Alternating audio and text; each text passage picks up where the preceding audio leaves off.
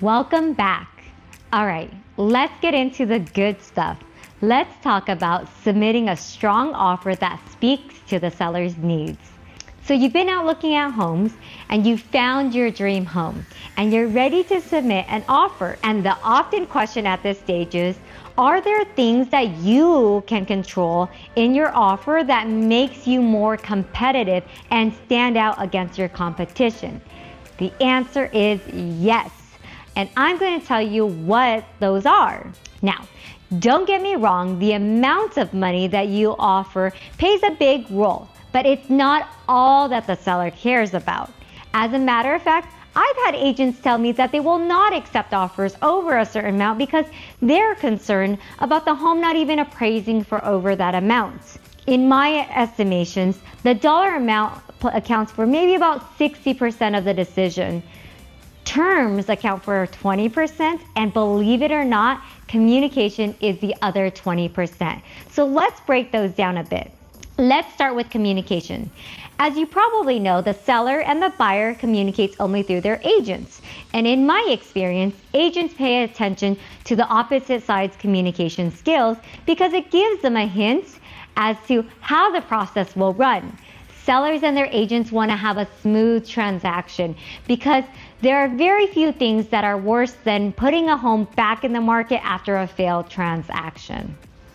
Let me tell you what I have found to be the best practice that I follow every time one of my clients identifies a home that is a possibility. I reach out to the agent and immediately start working on building that relationship from day one. And it is a big investment because after seeing the home, my client may not even want to put in an offer. However, if my client does end up wanting to put an offer in, it would be an investment that would have paid back.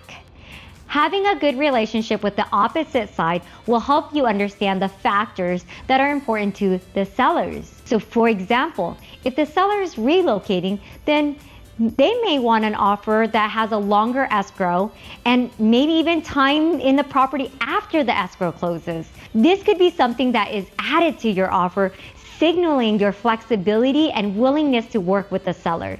This would speak to the seller's needs and make your offer stand out. Aside from the escrow time, there are inspections, appraisals, and loan contingencies where you have a level of control. Contingencies are reasons for you to say, just kidding, and back out of a transaction. Having a shorter contingency period, even if it's by a little, can go a long ways to help you stand out from the competition. And it's important though that you understand any risk and responsibilities. Any good agent should have covered this with you before placing an offer. Now, this is a deep topic, but it is very important, so please feel free to reach out to me if you want to cover this topic more in depth. That's it for this one. See you in the next one.